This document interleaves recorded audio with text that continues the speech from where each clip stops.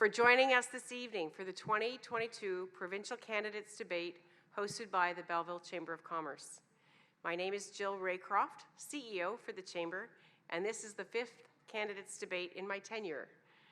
I want to thank the Empire Theatre for their support in this incredible venue, and your TV Quinte for filming and broadcasting this evening's event.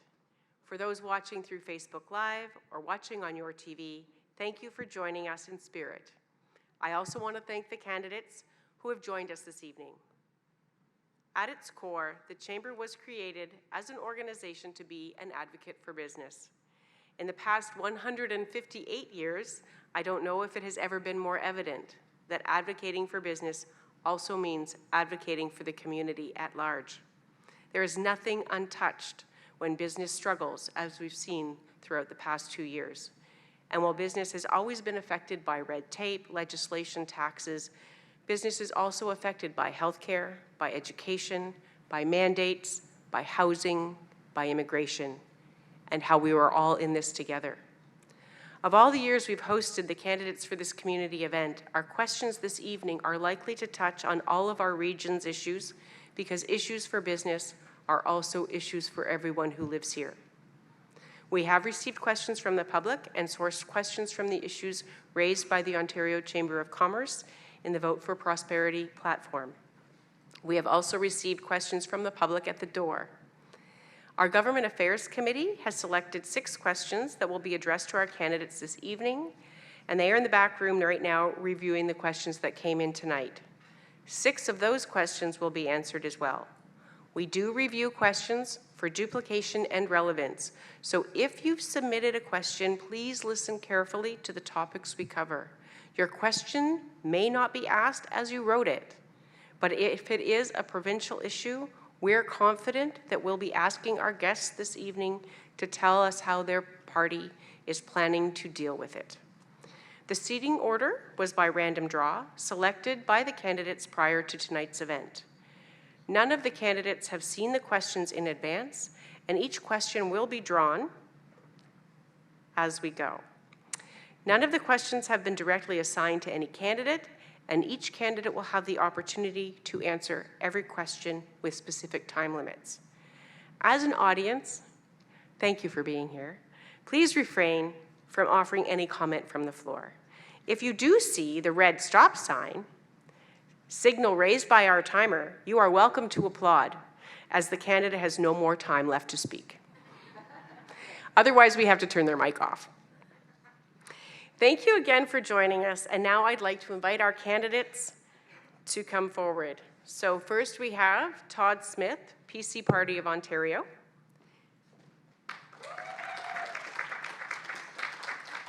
We have Erica Charlton representing the Green Party. We have Rob Collins from the New Blue Party. And Emily Leneveux from the Liberal Party. Alison Kelly representing the NDP. And Noah Wales from the Ontario Party. I will now pass this over to our moderator and President of the Chamber, Anthony Callahan. Thank you all.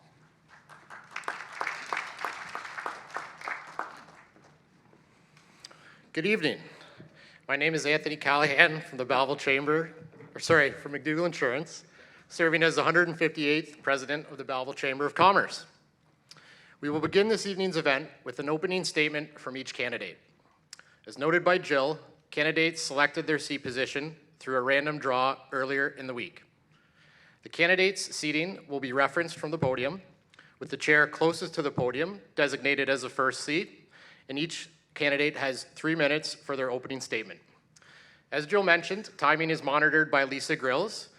Candidates, please watch for her yellow 1-minute and 15-second timings, and then the red sign for stop. As the audience, like Jill said again, if you see the red go up, your applause is our polite way of saying their time is up. Otherwise, our sound crew will turn off the candidate's microphone and we'll move on, but I don't think we'll have to do that tonight. So we'll begin the opening statements. We'll start with Todd Smith, the PC Party of Ontario. Todd, you have 3 minutes for your opening statement. Well, thanks very much, Anthony, and thanks to the Belleville and District Chamber of Commerce for hosting this second all-candidates debate, and it's great to be back on the stage here at Belleville's beautiful Empire Theatre for this debate with my colleagues in this election. You know, I've been going door to door now for several weeks and talking to a lot of people that are new to the area, so I thought maybe I'd start with just introducing myself. I've moved here 30 years ago from the East Coast, from Moncton, New Brunswick, for the radio broadcast journalism program at Loyalist College, and started working at Quinte Broadcasting in 1993, and became the news director there for a number of years before jumping into the political arena in 2011, representing Prince Edward Hastings. Since then, we have obviously joined the Bay of Quinte riding, and I've been the MPP for Bay of Quinte for the last 4 years, and held numerous cabinet portfolios, including Government House Leader, Minister of Government and Consumer Services, Economic Development, Job Creation and Trade, currently the Minister of Energy. And I live in the Oak Hills in Quinte West, the northeast part of Quinte West, with my wife Tanya, who's been an educator at the high school level for many years and is now a vice principal at a local elementary school. I have 2 daughters. Both of them went through the public school system, and I was just telling Rob, our New Blue candidate, that my youngest just got hired as a firefighter in Quinte West, so that's great. A lot of key issues I've been hearing at the door, and things that we've been addressing over the last 4 years, including the housing crisis that we have in our area. If my daughters ever want to own a home in this community, which I want them to do, we have to build more housing.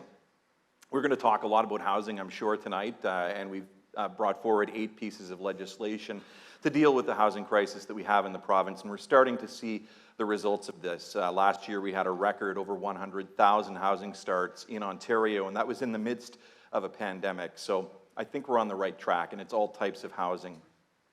Skilled trades are essential to making sure that we are able to build housing, and that's why we've put such an emphasis on the Skills Development Fund with the Ministry of Labour Training and Skills Development to train those skilled trades people of the future. You know, we want to make sure that we get that 401 widening to 6 lanes through the Quinte area done. It's been budgeted for. And of course, the Belleville East arterial route to ensure that as our Northeast Industrial Park grows, we'll be taking that truck traffic off Canafton Road and into that industrial park. And ensuring that we have the health human resources, and I'm sure we'll talk about health tonight too, but things like the standalone nursing school at Loyalist College are so important.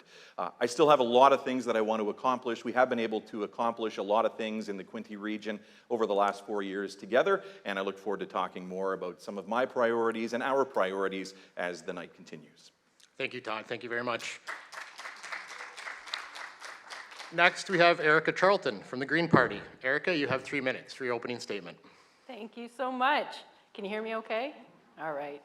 Hello, Bay of Quinte. Thank you for having me here, my new friends, old friends. This beautiful place that we call home. It's also the traditional land of the Anishinaabe, Haudenosaunee, Huron-Wendat, and Kanekahaka. Tonight, I want you to leave this conversation knowing that the Green Party has a plan, and it's a fully costed plan. We're going to make immediate changes by finding solutions, new solutions for old problems that we keep having conversations about. First thing we're going to do is put up affordable and supportive housing to make sure that everyone has a place. You can't get a job without an address. We all know that. We want homes built where you work. And we want a transit system that supports that so that you can get your kids to daycare, you can get yourself to your own work and back home. The Green Party of Ontario plans on fixing the very foundations of this province, and that needs to be healthcare. We need to take the wage freeze off of our nurses and get them the pay that they deserve for the work that they do. We need to completely cover mental health under OHIP. We've all experienced some kind of detriment during the pandemic, and it's going to continue to get worse with the amount of friends and family that we have slipping into opioid crisis. Because we believe that by investing in our people, we'll secure our future. And this election period, I really want you to think about the leaders that we have right now. You might have seen the debates this week, and it's pretty obvious that some people want to prioritize big business and have no platform while they do it. And other people are looking at short-term gimmicks that'll make incremental, effective changes that won't be sustainable long time. If you want a leader, do you want one making smart changes? A person that's going to come to the office with actual plans. And that's where the Green Party of Ontario sits. We have Mike Schreiner already in Queen's Park as a sole MPP, making things happen for us. The GPO has the leadership that we need and is going to make the actions required for our future. Thank you. Thank you very much, Erica. We now have Rob Collins from the New Blue Party. Rob, you have 3 minutes for your opening statement. Thank you. Good evening, all, and I'd like to thank all of you for coming out tonight, and also thanks to the Chamber of Commerce for making this event possible. My name's Rob Collins. I am the New Blue Ontario candidate for the Bay of Quinte riding. I was born, raised, and educated in Belleville, and spent much of my life in the Quinte area, in Bayside and in Belleville.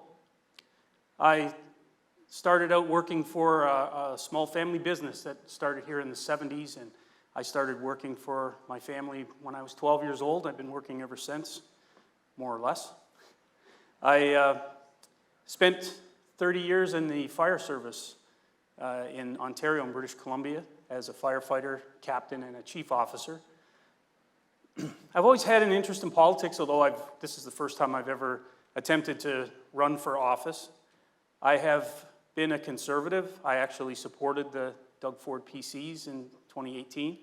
I thought we were electing a populist conservative leader, somebody that promised fiscal responsibility, and I looked forward to Ontario getting back on track.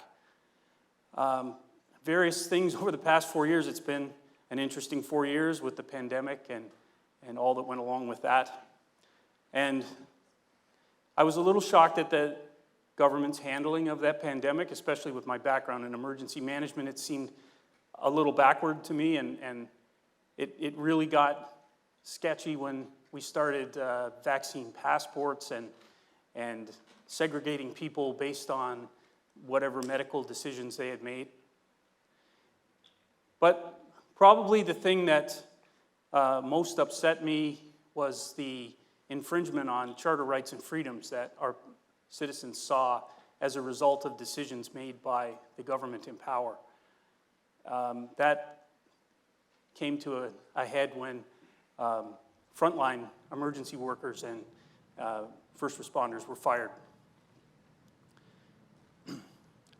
This led me to look for an alternative, and when I didn't see one until I found the New Blue Party of Ontario. The New Blueprint is my party's vision for a better Ontario. It includes policies which will bring about a more responsive and transparent government, and it's largely based on fiscal responsibility. The spending of the last several governments has led to a provincial debt that has soared past $400 billion, and my party knows that we need policies in place to correct that, to bring us into a better economic position so that we can get Ontario to a better democratic and successful place once again. Thank you. Thank you very much, Rob. Next, from the Liberal Party, we have Emily Lenavue. Emily, you have 3 minutes for your opening statement. Thank you so much, President Callahan, for moderating this evening, and thank you to Jill, the CEO of the Chamber of Commerce, and to Lisa and the entire team at the Chamber for everything they do, not only setting up tonight, but throughout the year. So thank you for that. I'd also like to acknowledge we are on the territories of the Anishinaabe, the Huron-Wendat, and the Haudenosaunee peoples. And when I was first nominated as your Ontario Liberal Party candidate, 500 days ago now, I not only wanted to be a champion for the youth voice and for younger folks. But I wanted to make sure that I would have the opportunity to amplify the voices of everyone in our community that perhaps isn't currently being heard or whose voice needs to be amplified. And I wanted to do that by focusing on 4 main pillars, which are equity, the environment, economic dignity, and education. In terms of my educational path, growing up in Frankfurt, I attended l'école secondaire Marc Arnaud, donc c'est un plaisir d'être parmi vous ce soir. It's a pleasure to be here with you all and an honor to be here with my fellow candidates. And upon graduating, I had such small class sizes and a very strong publicly funded education system that I was able to benefit from, graduating with a bilingual diploma and a high skills major in health. And I know that our students need to benefit from those small class sizes, which is why I'm so proud of the Ontario Liberals' plan to cap class sizes at 20, for example. I then took the Advanced Biotechnology program at Loyalist College, where I was captain of the volleyball team, during which time I worked as a social change specialist for Leave the Pack Behind before our funding was cut by the Ford administration. And I was a Let's Talk Science outreach coordinator, talking to thousands of kids on an annual basis. I also founded the Jack.org chapter at Loyalist College, which is a peer-to-peer support group, as we know that 1 in 5 youth will struggle with their mental health at any given time, but only 1 in 4 of those youth will get the help we need, and we need to change that. I received the honor of valedictorian before I started to pursue my Bachelor of Technology through Memorial University Online. Then becoming a speaker for Jack.org, I was fortunate enough to be prepared, or as prepared as I could be, to protect my own mental health at the start of the pandemic. But I watched as fellow students, artists, entrepreneurs, small businesses, owners, everyone around me quite literally struggled. And it didn't have to be this way, or I don't think it had to be to the extent that we saw. And that's one of the reasons why I'm running. It's also a privilege to sit on several local boards, including the Center for Workforce Development, the Queenie Regional Science and Technology Fair, and the Youth Advisory Committee for the Cities of Belleville and the Canadian Commission for UNESCO. But tonight, I'm excited to focus on the Ontario Liberal Party plan and what that plan can give for families, how that plan can provide a place to grow and make Ontario a place to grow, how we can truly find opportunities for equity, fantastic education, for helping the environment, and for economic dignity for everyone. So thank you again so much for everyone for being here. Merci beaucoup, Miigwech. Thank you. Thank you very much, Emily. Next up, we have Allison Kelly from the NDP party. Allison, you have 3 minutes for your opening statements. Thank you. Good evening. My name is Allison Kelly. My pronouns are she, her, and I am running to be your next MPP. Thank you to the Belleville Chamber of Commerce for inviting me here tonight. I grew up in Belleville before leaving to Toronto for school and start my career in project management. My husband and I, we moved here with our family in 2013, choosing to raise our kids in the same community we grew up in. I'm running because things have become really challenging for so many over the past 4 years. In Ontario, many things could have been easier and safer if ethical leadership was present. We have a housing crisis. Education has suffered from the misappropriation of funds and a not-so-hidden interest in privatizing, our best hope for a new beginning. We have a healthcare system and seniors care system on its knees and a climate crisis that is being ignored. The pandemic exposed some of the holes in our systems and the tragedies that people faced. Mental health issues for young and seniors have intensified. Small and micro business owners in our community walked away from their dreams while big box stores thrived. And we finally saw how bad the long-term care facilities had gotten when the armed forces came in. For me, this election is about showing people that you can have a government that actually focuses on the things that matter most to you, and that we can actually start fixing those things. Tonight, I will highlight the parts of our platform that puts people first. We need fundamental efforts made towards fixing the things that make life easier for everyone, whether it's making sure their drugs are covered through a prescription drug plan, or providing universal dental care and access to mental health care. My intention is to give you a chance to learn more about me and how I have contributed to our community, such as successfully advocating for issues important to folks, such as affordable housing, youth safety and well-being, and menstrual health.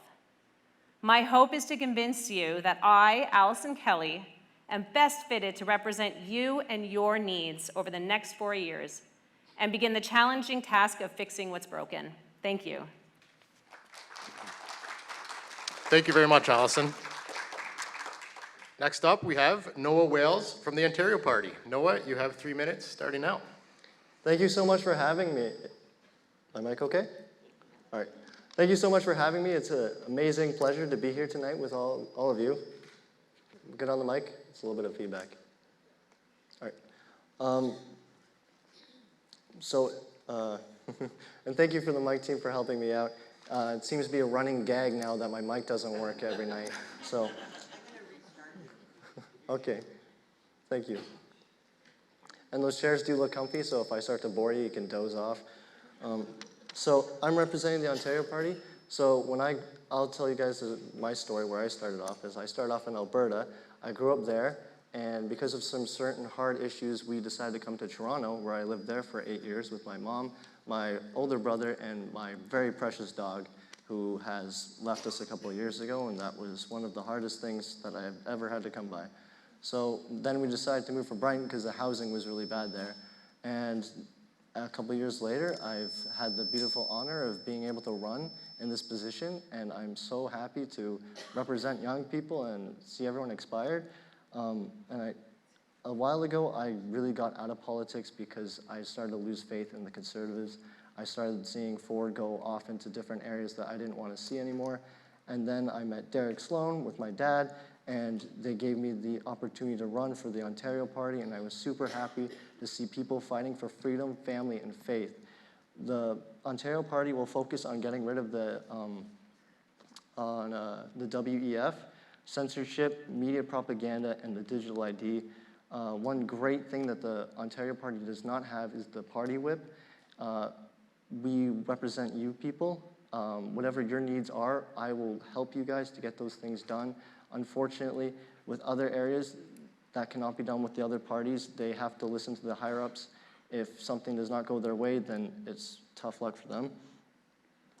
We have a serious issue with our schools right now, with parents not getting say over medical issues, and we gotta fix that. We need to give the parents back the control for their kids.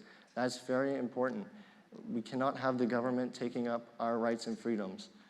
Nursing homes have been terrible. I've got a great friend in the nursing home right now who we get to talk to all the time, and he's not living. It's not living right there.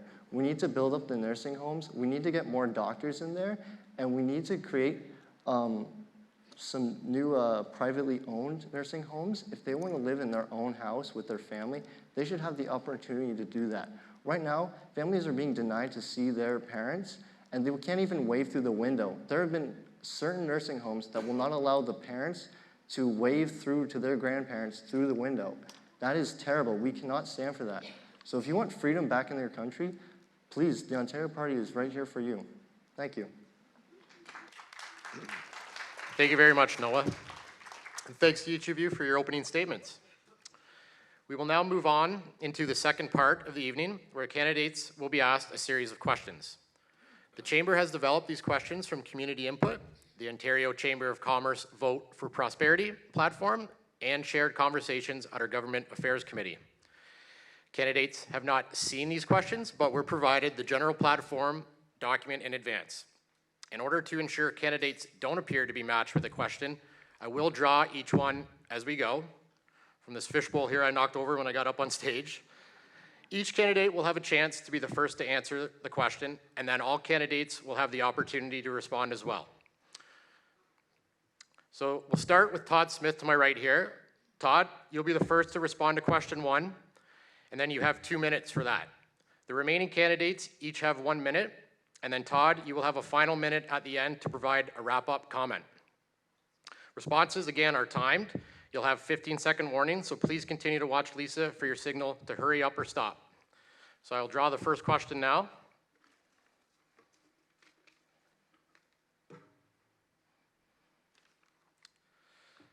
Gleaners Food Bank and others can attest to food insecurity as an ongoing issue. Add soaring gas prices, and we'd like to know what your party's plan would be to counter inflation and the dramatic increase in the cost of living in this riding. Todd, you have 2 minutes. Thanks for that question. It's a great question. You don't have to look too far out of the front doors of this building to see people living in poverty and with food insecurity. That's why it's really important that we have the social safety net for them. Since the pandemic began, we've invested $3 billion in a brand new fund called the Social Services Relief Fund.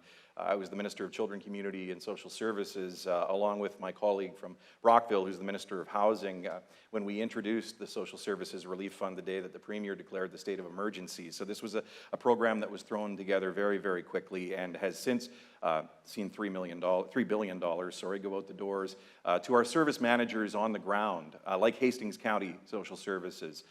They're the ones responsible for dealing with homelessness in our community, and they're the ones closest to that. And they have used that Social Services Relief Fund, and hundreds of millions of dollars have come into this region with Prince Edward Lennox and Addington Social Services providing the same supports in the south part of the riding. They've taken that money, they've invested it in organizations like Leaner's Food Bank, like the Grace Inn Shelter, and so many others that are providing help to individuals that are finding a difficult time to keep people off the streets and ensure that we have an affordable life here in Ontario. We're also making sure that we are reducing the cost of gasoline. As of July 1st, 5.7 cents a litre will come off temporarily for 6 months. We've taken great steps to flatten the rate of increase that we were seeing in electricity costs. And we have to go back to building housing, and housing of all types. That includes new rental housing, which we've seen for the first time since 1993 being built in our province, community housing, and all types of housing built in our community. There are many pieces to this puzzle. I was just over at the CDC, the Community Development Center, a couple of weeks ago, helping them with their Good Food Box program as well, and there are so many other programs out there helping individuals in need at this time. Thank you very much, Todd. Erica, you have 1 minute to respond. Affordability has been a constant topic for all of these debates so far. One thing that keeps coming up is people being unable to afford their houses. And yeah, we want to put up lots of affordable units, but we also want to create a culture where you buy locally. We've got farmers feeding us directly from the fields outside of our cities and not bringing in from other parts of the world or other parts of this country. We want to immediately double ODSP in Ontario Works. We need to get our citizens out of legislated poverty that we've created for them. Because everyone in this province deserves a fighting chance.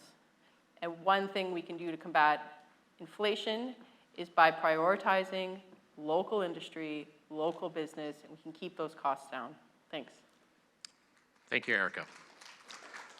Mr. Collins, you have 1 minute to respond. Thank you. The new Blue Party approach to affordability is understanding that the pressures that inflation and other economic pressures put on people, and taking steps to bring immediate relief in taxes such as gas taxes, also reducing the HST by 3% to give an immediate relief to costs, and also working hard to reduce electrical rates, and also to promote local businesses by improving the state of the local economy. We will encourage local businesses to continue to employ people, to continue to have a sustainable local economy, and in that way bring more prosperity for all in the region. Thanks. Thank you very much, Rob. Next up, we have Emily. Emily, you have 1 minute to respond. Thank you. Ontario Liberals know that when it comes to the cost of living, people need relief, and they need it right away. One of the cornerstone of our plan is slashing transit fares to $1, meaning if you're jumping on a GO train from Oshawa Station to Union to get to Toronto, for example, that's only going to cost you $1, and that's going to remove 400,000 cars from the roads. But to get to the question about food, we're going to reduce, for anything of up to $20, we're going to reduce the provincial portion of the HST down to 8%. We're going to remove that completely, so it'll be 8% cheaper. In terms of gas prices, we also are in line with the Conservatives, where as of July 1st, we have committed to reducing the gas tax, or relieving that 5.7 cents. And we also have a plan to build 1.5 million homes over the next 10 years, and 183,000 of those homes will be deeply affordable homes, so 40% less than the market value. Thank you. Thank you, Emily.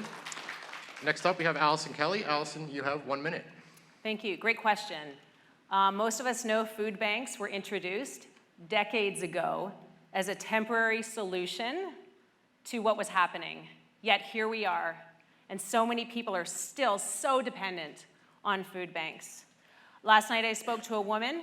She was thrown out of her house after 18 years living there, and that house is currently sitting empty. And she is caring for her mother, who is going through cancer. This is the reality for many people in our community. The ONDP will raise ODSP and OW by 20% immediately and double that rate by the end of year 2. Prescription drugs, dental care, mental health care, vision care will all be covered under OHIP. We're gonna gouge auto insurers and big oil and gas. It's gotta stop. So yeah, we are about making it affordable for everyone, making it easier, because it's too hard, and it shouldn't be this hard. Thank you.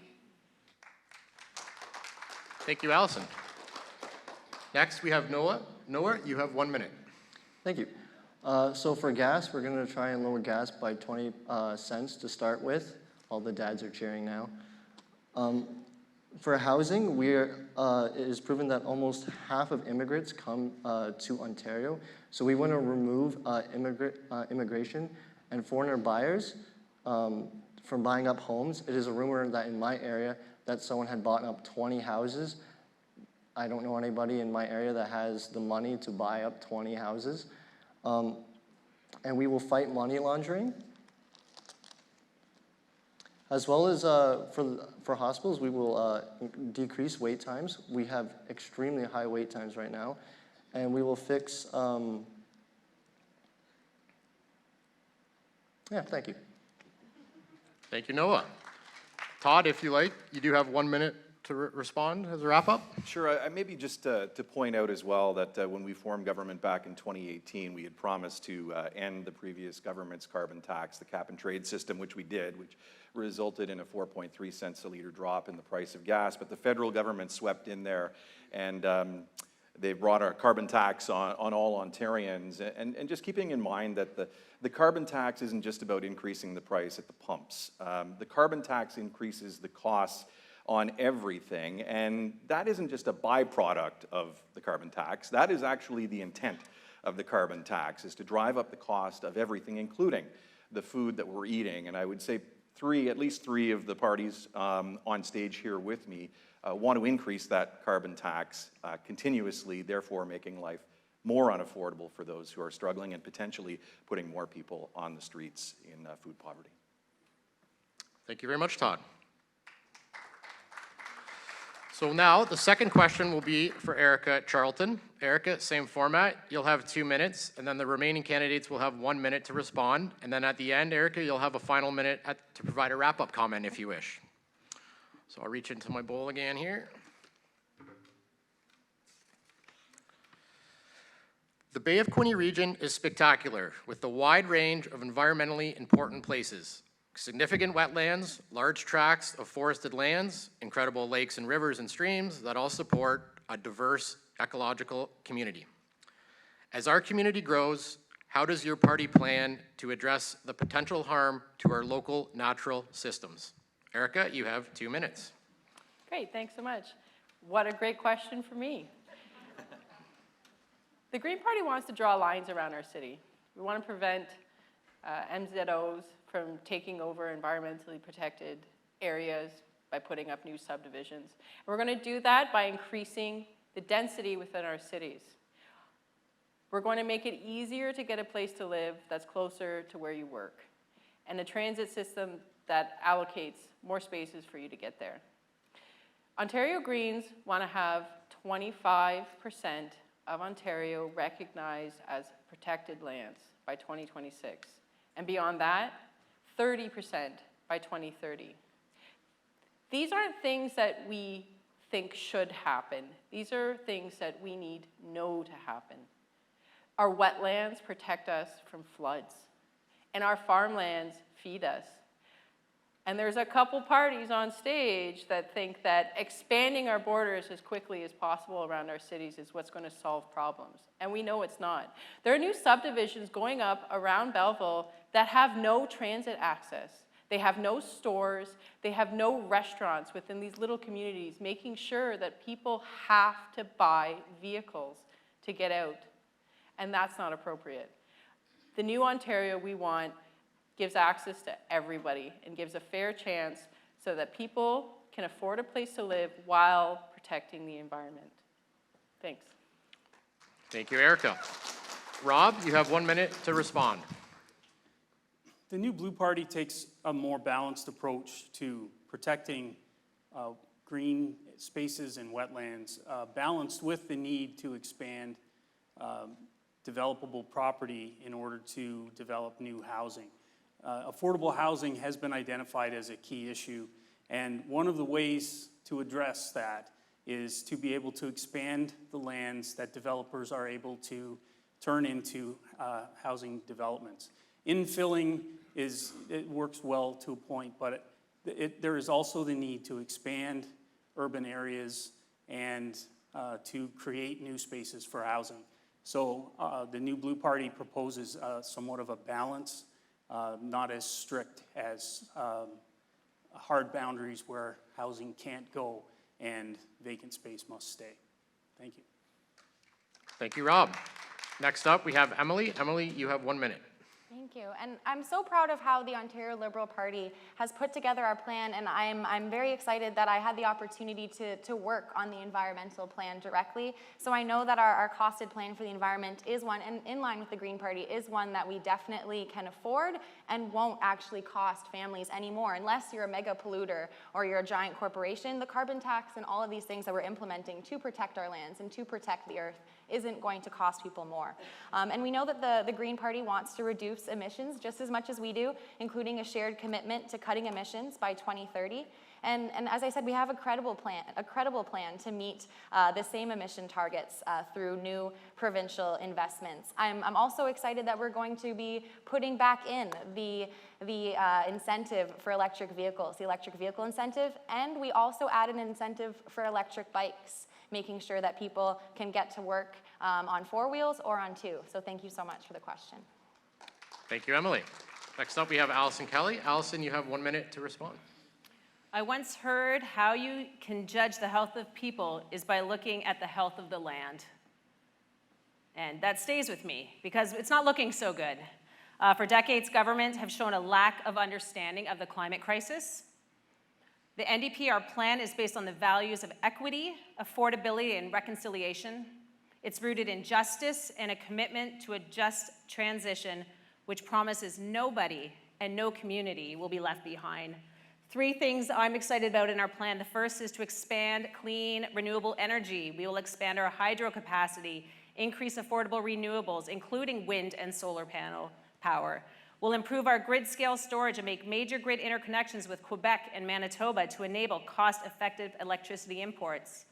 We will mandate for all newly built public, residential, commercial buildings to be net zero emissions by 2030. And third, clean water for First Nations community. Thank you. Thank you, Allison. Next up, Noah, you have 1 minute. Our environment is very important to us. Over the past couple months, I've seen quite a few people in my community starting to grow their own gardens and vegetables and stuff, and that's amazing, and I'd love to support that and hope it grows in the future. Also, one of my people from my young adults group took us up to Quebec, and they had like fresh running water, and it was amazing, and I'd love to see those changes and as much as we can to come here. So the Ontario Party will never reach on the table meaningless goals that will be represented. We will not add additional costs to the cost of living to Ontarians to comply with green initiatives. We will take rational approach to caring for the environment and keeping both people and the environment healthy. Thank you. Thank you, Noah. Next up, we have Todd Smith. Todd, you have a minute. I'm going to go really local on this one. We're developing a new conservation reserve on the south shore of Prince Edward County, which would be the north shore of Lake Ontario. This conservation reserve that we're developing down there would be the first conservation reserve in our province since 1999, and protecting that shoreland is incredibly important because it is the last undeveloped piece of shoreline along Lake Ontario's north shore. And I just wanted to touch a little bit on the plan that was unveiled by our NDP candidate here today, and it's the independent electricity system operator that has already come back with its analysis on that plan, saying what it would do is, because there are so many intermittent generators mentioned there, we would have brownouts across the country, which would be terrible news for all of us, and especially terrible news for future investment in our province. We've been down this road once with the previous Liberal government. We can't do it again. We believe in renewable energy, but it can't be the only thing that we're reliant on. That's why we're emphasizing so much the need for nuclear power. Thank you, Todd. Erica, if you wish, you do have 1 minute for a wrap-up comment. Great. It's so nice to hear some parties echoing the things that we say and taking parts of our platform and using them. Do it. Take all of our platform. That means progress is happening. On the other hand, we have people who are suggesting doing the opposite is going to find solutions, or doing nothing at all. And I need to say that doing nothing at all is not an option anymore. We have to make changes now that are going to sustain us for the future. And if it means paying a bit more at the pump, no problem, because we're going to put transit in to help you with that. We can't ignore these issues and expect to have changes. We can't Band-Aid things with money, and I would like to really emphasize, if you want to walk away with any point tonight, we will not be able to buy our way out of climate change. It's not going to happen. Thank you. Thank you, Erica, and thank you all for the responses to question 2. The third question is going to be to Rob Collins. Again, Rob, you know the format. You'll have 2 minutes, and then the rest of the candidates will have 1 minute, and then you'll have a minute wrap-up at the end. Question for Rob.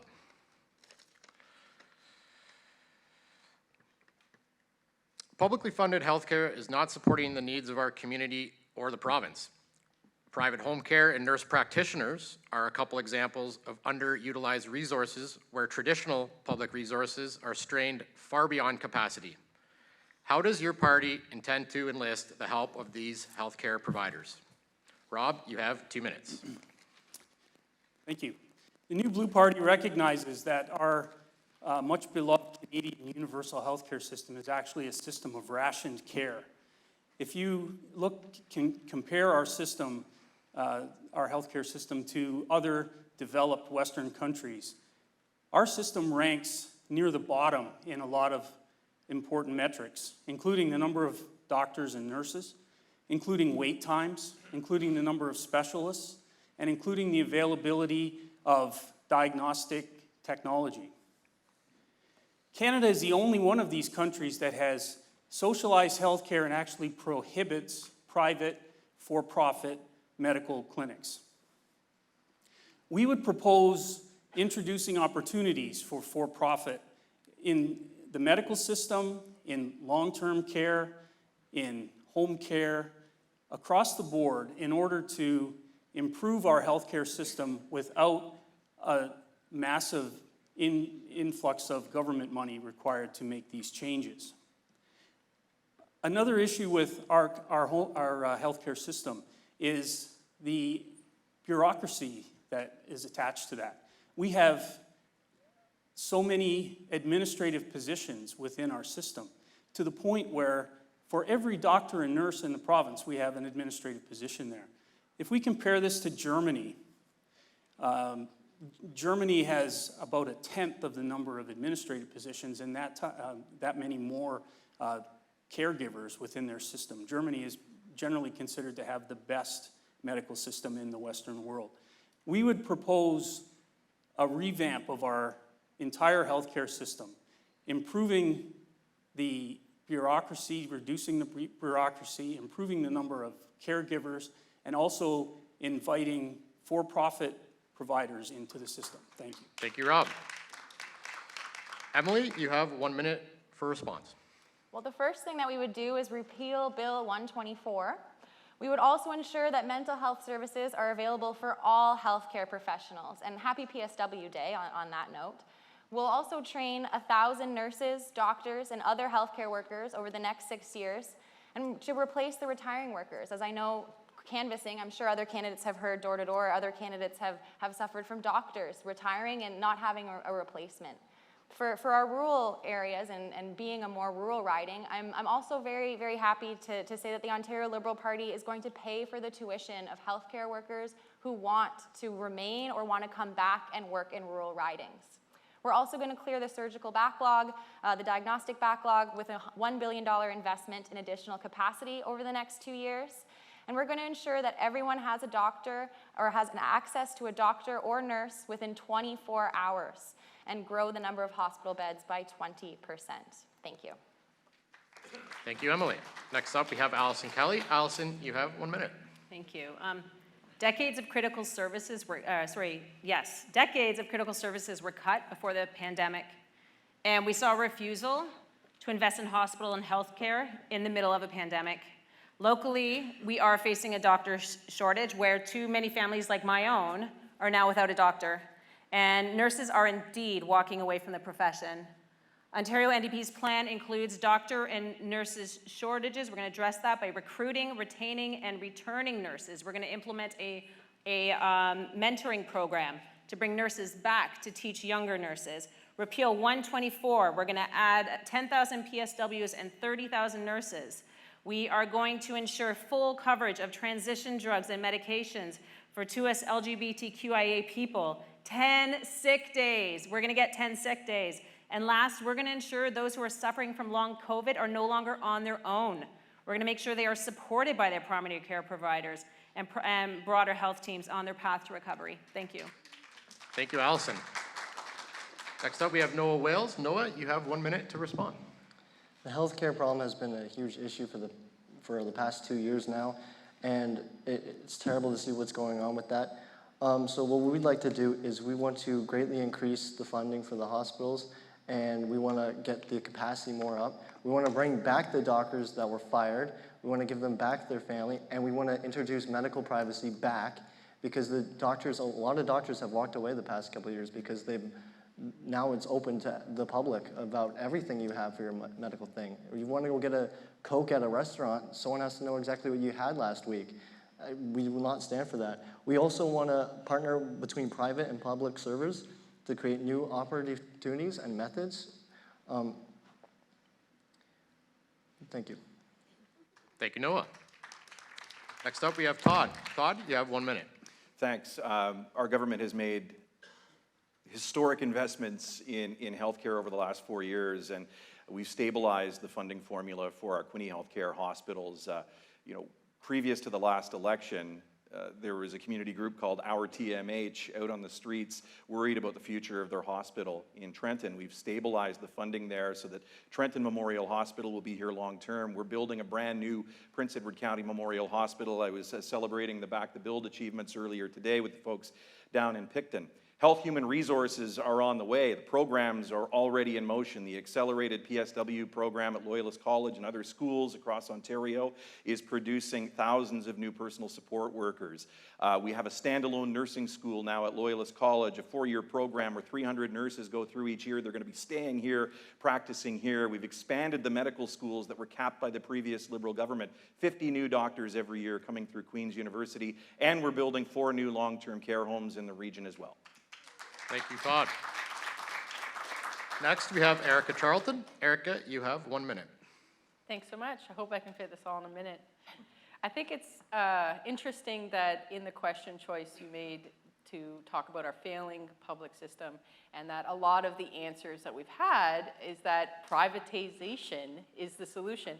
When really the reason our public system is failing is because we decided to make it a for-profit model. And instead of making sure that everybody who accesses our healthcare system is getting the quality care that they deserve, we decided, or some people decided, that it's better to make sure that we get them in and out of the door as fast as possible, that we get the people who have the least problems served first, to make sure that we're getting profit, and that's so inappropriate. When you think about a privatization, think about our long-term care situation and how the Army had to be brought in because people were too focused on making a profit instead of providing the care they needed. Thanks. Thank you, Erica. Now, Rob, if you wish, you have a minute for a wrap-up comment. Our healthcare system has been designed for a long time now to run at capacity all the time, which means that a flu outbreak can throw it over capacity, and it does that just about every year. COVID amplified that and made us realize that we need capacity increase. Now, throwing a lot more money into it is one way to do it, but it's not sustainable for our economy. Almost every other civilized country with socialized medicine has a two-tier system with some aspect of privatization in it, and that is what we would propose for Ontario's system in order to improve the capacity, the quality of care, and the sustainability of the system going forward. That is the new blue proposal. Thank you. Thank you, Rob, and thank you, candidates, for your responses. We'll now pull the fourth question. This one will be assigned to Emily Leneveux. Again, Emily, you'll have 2 minutes. The remaining candidates will each have 1 minute, and then back to you if you wish for 1 minute wrap-up. The question for Emily is, job creation is no longer a priority for this riding as employers struggle to recruit and retain a shrinking labor force. How will your party support attracting labor resources local businesses require? Emily, you have 2 minutes. Yes, thank you for the question. For much of the past 2 years, Ontario hasn't been open for business. The pandemic's devastating impacts on people's jobs and small businesses were made worse by Doug Ford's chaotic cuts and decision-making.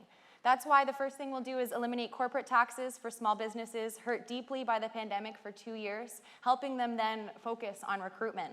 We'll also help entrepreneurs and small business owners by eliminating corporate fees and helping them to navigate government supports. In terms of making it easier to find apprentices, we're going to do that by bringing back shop classes, for example, adding in an optional grade 12 so that our students can go back to classes, especially in this rural riding where these extracurricular classes are often overlooked. We're going to give $2,000 to those who go into apprenticeships and support new ways to become apprentices. The skilled trades, jobs like plumbers, electricians, and construction workers are some of the most in-demand jobs, not only in the Bay of Quinte, but across Ontario. And they offer stable, well-paying careers in Ontario. And we need to ensure that our bright minds, whether they be right here at Loyalist College looking to get into the trades or in grade 11, 12, or even as soon as an elementary school, recognize that we can fill the labor market shortage with the people we have right here in our community, and perhaps even a little bit of help from immigration. So we have a fully costed plan and a fully comprehensive plan to ensure that we are filling the labor market shortage, and we're also helping our businesses and empowering our businesses and municipalities to do so. Thank you. Thank you, Emily. Allison Kelly, you have 1 minute to respond. Thank you. When I moved to the county in 2013, I was confused why so many people had more than one job. And now I have 3. I get it. I have 3, and it's hard. My husband has 2 income streams. We have 5 between a family of 4, and we're barely getting by. It's getting harder and harder to afford the life we're working so hard for. Under Ford's watch, we've seen thousands of good manufacturing jobs disappear locally. Nestle, Sapoda, and Hexo, gone. The NDP, we are on the side of workers and local businesses. Just a few things from our plan. A path to $20 minimum wage in NDP's first term. We're committed to an Ontario manufacturing strategy that will retain good jobs, bring in good jobs. We're going to create 1 million jobs as part of the new Green Deal and more high school trades and shop classes. We're going to work with the school boards. We're going to find opportunities for more hands-on learning. Thank you. Thank you, Allison. Noah, you have 1 minute to respond. So first of all, we're going to remove the lockdowns. They need to go, and we need to bring all the people back into their businesses. This area is amazing. There are so many small places, just small little owned businesses that I love and I love to go to, and they have got amazing things. But they're struggling right now. They're on the edge of breaking. We need to remove the lockdowns so that people can go back in and work. We need our, thank you. Thank you, Noah. Next, we have Todd Smith. Todd, you have 1 minute. Well, we need to train the workers of the future, and that's why we've invested in the Skills Development Fund in a number of different areas, working with our partners at Loyalist College, Elevate Plus, taking people who are on social assistance, teaching them the hard and soft skills that they need to get back up on their feet and be a part of the workforce. Quinte Immigration Services, we just announced skills development funding for them the other day. I was Minister of Economic Development, and we expanded the Ontario Immigrant Nominee Program, so we were attracting economic immigrants into our country to fill jobs that were going unfilled. We're introducing the OYAP program, the Ontario Youth Apprenticeship Program, at an earlier stage in high school now, in grade 9, where previously it was introduced in grade 11, and we're starting to see the results of more young people entering into the skilled trades, which is a great way to make a living, and attracting more women into the skilled trades. I ran into a woman today in Trenton who was a carpenter working in her there's only 4% of women in our province working in skilled trades. We need to attract more women to the skilled trades and create good paying, bigger paychecks. Thank you, Todd. Next up, we have Erica. Erica, you have 1 minute to respond. So the question is about job creation in a shrinking workforce. Anytime I face an issue, I want to look at the basics and what's happening, because we don't need to reinvent the wheel to solve problems all the time. People can't afford to live where they want to work. And people can't, if you can afford to live where you work, great for you. But you might not be able to afford the transit either. What we want to do is make sure that daycare is an option. Daycare disproportionately affects our women. If we want more people in the workforce, we need to support our women. We make 50% of this population, so why do we not get 50% of the benefits? If we need a better trained workforce, get free tuition for the jobs that we need. We want to create 60,000 new jobs in the green economy, and we're going to do that by focusing on small businesses and new technology. Thanks. Thank you, Erica. Next up, we have Rob Collins. Rob, you have 1 minute. The small business sector has always been a very important part of Ontario's economy, and it was decimated by the lockdowns and pandemic restrictions over the past couple of years. We need supports for those small businesses to make sure that they are confident that they can open and operate again without fear of being shut down once more. In terms of retraining, we have a good post-secondary education system that might not be altogether allocated properly in terms of what programs are offered. We need an ongoing audit to make sure we identify gaps in training and work with local business and industry to make sure that we identify those gaps and we have programs in place to allow workers to be trained and able to go into those job vacancies. Thank you. Thank you, Rob. Emily, if you wish, you have a minute for a wrap-up comment. Thank you, and thank you, Erica, for bringing up childcare. It's such an important point, and one of the things the Ontario Liberal Party is also committed to doing is giving back the $2,750 per child that we lost because of Doug Ford's delays in signing the childcare deal. Back to jobs, we're also going to create 25,000 green jobs in establishing Ontario as a global leader in clean tech. But we're also going to put Ontario in control of its immigration. We do have some great programs, but we can do better, just like Quebec is doing. We're going to bring internationally trained professionals with the skills that we need, support newcomers who want to become business owners, and track public metrics that impact people's lives, like housing affordability and wage growth, so we can track these metrics and see just how well we're doing and make the appropriate shifts where necessary in our inventory of skills, jobs, people, and everything in between. Thank you. Thank you very much, Emily. So that wraps up question 4. Next question, question 5, will be for Allison Kelly. Again, Allison, you'll have 2 minutes. The remaining candidates have 1 minute, and then back to you for 1 minute if you wish. So question 5. Skilled trades and labor are crucial to constructing the housing we need now and into the future. Right now, we have a trade shortage provincially and right here in Quinte as well. In fact, Ontario will be short approximately 100,000 skilled trades workers over the next decade. What will your party do to promote skilled trades as a career of choice? Allison, you have 2 minutes. Thank you. And this ties in so great with our last question, because a lot of these things I already talked about, but it gives me an opportunity to talk about more. One thing we're going to do is invest a share of cap-and-trade revenue in programs and technologies that help energy-intensive and trade-exposed industries compete and adapt to the products of our new economy needs. We're going to create Ontario benefits to cover all workers, including those part-time, casual, app-based, or contract jobs. One thing we're going to do, we're going to prevent gig and contract workers from being misclassified as independent contractors when they're actually employees. And these are just some of the things we're going to do, and a lot more. Read our plan. Thank you. Thank you, Allison. Noah, you have 1 minute for response. Thank you. A lot of people in my area are construction workers. My brother is. He loves that business, but he's also finding it very struggling right now with the cost of lumber going way up. The prices it takes to get like a deck built in the back, like a small one, is outrageous. And we want to reduce that. Part of the way we reduce that is from the people buying up. Canada has amazing resources, and they're not being utilized. We are relying on other countries to bring us in our resources when we shouldn't. We've got the oil, we've got the gas, we can provide it ourselves, and that's exactly what we plan on doing. Thank you. Thank you, Noah. Next up, we have Todd Smith. Todd, you have 1 minute. Yeah, I would go back to the skills development funds investments that we're making and the changes to our public school system education as well when it comes to skilled trades in high school with the expansion of the Ontario Youth Apprenticeship Program, introducing skilled trades at an earlier age. We also had a great program that's still continuing to run, I believe, with the Quinte Home Builders Association, so they can take on more apprentices as well.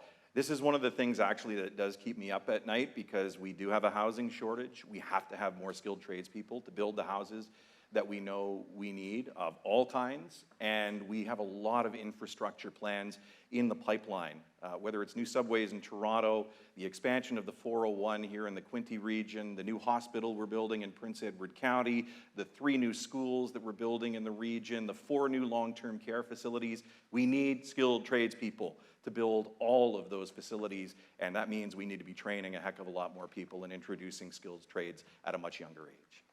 Thank you, Todd. Next up, we have Erica. Erica, you have 1 minute to respond. Just like a previous answer, I'd like to say, why? Why do we have an issue with skilled trades?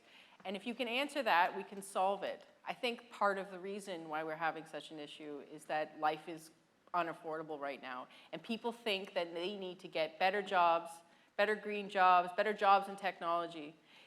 If we were to promote a more modest lifestyle, we'd probably get more people on board. And for that reason, we want to make sure that Canadians, Ontario's people, can afford where they live, and we can provide them with the opportunity to go to school. So if you'd like to go to school for skilled trade, it should be free. The Green Party also wants to put in 60,000 new positions in green technology. And maybe some of these other issues can be solved as well as we progress into a new green future. Thanks. Thank you, Erica. Next up, we have Rob Collins. Rob, you have 1 minute. In keeping with the Blue Party's philosophy of trying to make improvements without further burdening our debt load in Ontario, we would propose new apprenticeship programs and new skilled trade programs in cooperation with businesses and industry so that we can share the cost of training the new people that they need, bringing more training opportunities into the system without just dumping more taxpayer dollars into it. Creative partnerships like this are the key to getting Ontario's burgeoning debt under control and goes a long way toward helping to make our economy more affordable and more livable for everyone. Thank you. Thank you, Rob. Next up, we have Emily. Emily, you have 1 minute to respond. To get more people into the skilled trades, especially those from underrepresented communities, we'll enhance the apprenticeship system, working with unions, employers, and schools to promote these great opportunities and make it easier to participate in an apprenticeship. being on the board, currently on leave, of course, for the Center for Workforce Development, and speaking with local stakeholders like Loyalist College. I know that we're working very hard in our region to align our programs with the skilled labor shortage so that we can align the programs right here at our institution with the jobs that students will be getting. As a biotech, I know it was difficult to find a job in my field with a 100-kilometer radius, and we need to ensure that the students who are studying can get jobs directly in their field and in their region. As I said earlier, we're also going to give $2,000 to those who go into apprenticeships, and we're going to support new ways of becoming apprentices, and I'm happy to hear that everyone seems to be on the same wavelength when it comes to getting people into the trades at a younger age. Thank you. Thank you, Emily. Allison, if you wish, you do have 1 minute for a wrap-up comment. Thank you. I'm so happy many of you brought up education. In our community, we are 10% lower the provincial average of high school graduation rates. And it's not because our educators aren't incredible, because they are. It's because our kids are struggling, very much so. Their figurative lives are on fire. They're dealing with losing their homes, food insecurity, their parents not working, mental health. These kids, the last thing they're doing is going to school. So what are we gonna do? We're gonna encourage them to stay in school. We're gonna provide wraparound supports to support youth and make sure they get there. We're gonna eliminate interest rates on college loans, and we're gonna convert some of these loans into grants, and therefore eliminating debt when the students graduate. Thank you. Thank you very much, Allison. So the final question of the first round is assigned to Noah Wales. Noah, again, you'll have 2 minutes. The remaining candidates each have 1 minute, and then you'll have a final minute at the end to provide a wrap-up comment. Noah, your question is, housing affordability is a complex issue, but ultimately, a shortage of supply is the root cause. How does your party plan to increase inventory? Noah, you have 2 minutes. Again, like I stated before, Canada has the resources for this, and we're going to make sure we use them and not stop giving them off to other countries or other countries supplying us with them. We can supply our own resources. We're going to adjust the single-family zoning in Ontario. Most housing-deprived cities, in particular properties owners, will be given more freedom to contract larger multi-unit residential dwellings. Secure the same right in Ontario to set immigration policies as the province of Quebec and use those powers to adjust and necessarily reduce immigration rates. Establish an Ontario-focused foreign purchase ban on residential homes and vacate land. Strike a money laundering task force charged with the rooting out corruption and insulting need of regulations, changes related to the real estate sales and purchases. Thank you, Noah. Next up, we have Todd. Todd, you have 1 minute to respond.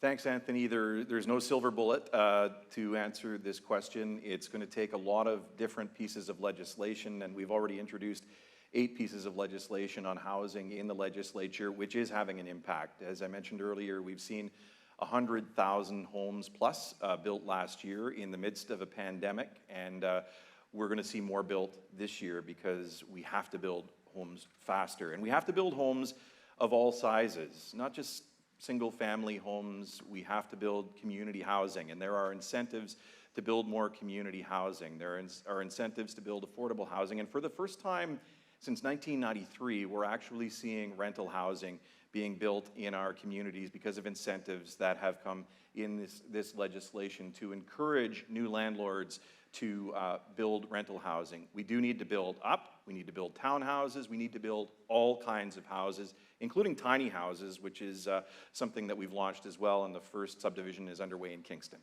Thank you very much, Todd. Next up, we have Erica. Erica, you have 1 minute to respond. Great. Okay, first we're going to bring the government back to the table and discuss co-op, co-funding, and non-for-profit housing, because everybody deserves a place to live. The Green Party is going to put up 182,000 affordable rental units, 69,000 permanent supportive home positions, and it's 26,000 community housing units with the help of the feds. We're going to do this together. We're going to usurp zoning restrictions where possible to get up duplexes, triplexes, quadplexes, let people add a secondary suite into their existing homes. Homes are for people and not speculation. So we're going to take speculation off the market and create an empty unit tax to prevent people from having usable housing situations just sitting there waiting to make a profit on. Thank you so much. Thank you very much, Erica. Next up, we have Rob. Rob, you have 1 minute for response. The New Blue Party believes that the key to growing our housing inventory is the private sector and the free market. If there is a gap in housing of different types and there's a profit to be made, someone will step in and build those units. In talking to local developers, what I'm hearing is that there is that market, there is that desire to build a variety of different houses, but in most cases, what I'm hearing is the government is in the way. Red tape, it can take years to get things approved. It can take tens of thousands of dollars in permits. Now, we would not advocate just removing everything and let anybody build anything wherever they want, but we would move to making it that much easier for that sector, excuse me, to fill the gaps in that market and to make those housing units available, and the government can be supportive in letting that happen. Thank you very much, Rob. Next up, we have Emily. Emily, you have 1 minute. We need to build more homes, and that's the plan that the Ontario Liberals will enact. An Ontario Liberal government will get at least 1.5 new homes built in over 10 years. That's going to be doubling the pace from the past decade. And I realize that's an ambitious target, but it's what experts say we need to keep up with population growth and bring affordability back to Ontario's housing market. We'll also build, as I said earlier, 138,000 new deeply affordable homes. And what that means is they're going to be 40% less than the market value in their particular area. We also know that investing in homes or investing in the construction industry, for every dollar that we invest in housing, $1.40 comes back to us in economic growth. And our housing plan will create an estimated 150,000 jobs. As I said earlier, we're looking for a lot of those jobs to be green jobs. And we want to commit to ensuring that we also allow municipalities to work with the province to allow for duplexes, triplexes, and secondary suites. Thank you, Emily. Next up, we have Allison. Allison, you have 1 minute to respond. Thank you.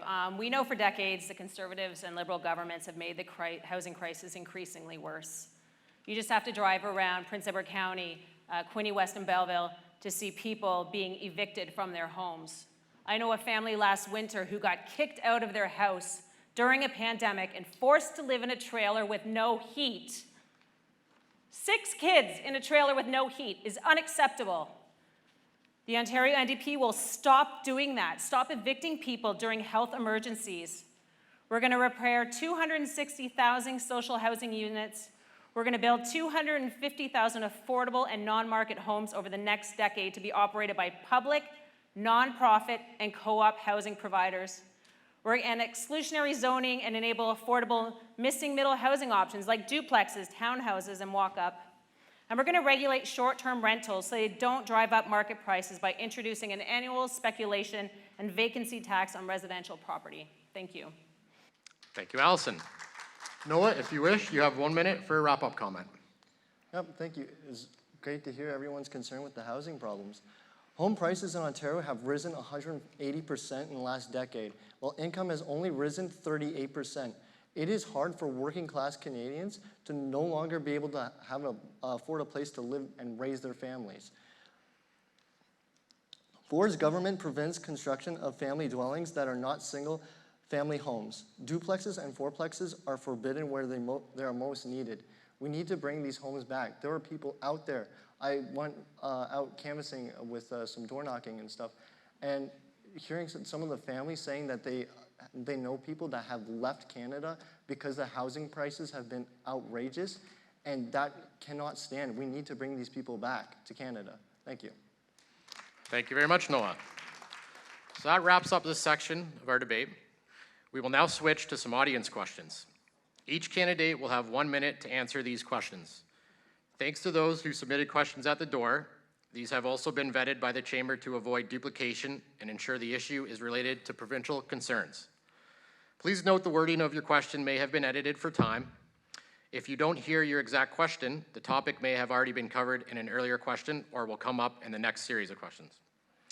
So we're going to start at the other end. We're going to start with Noah and work our way this way. Again, you have 1 minute for these questions, and I'll take the first audience question from Jill here.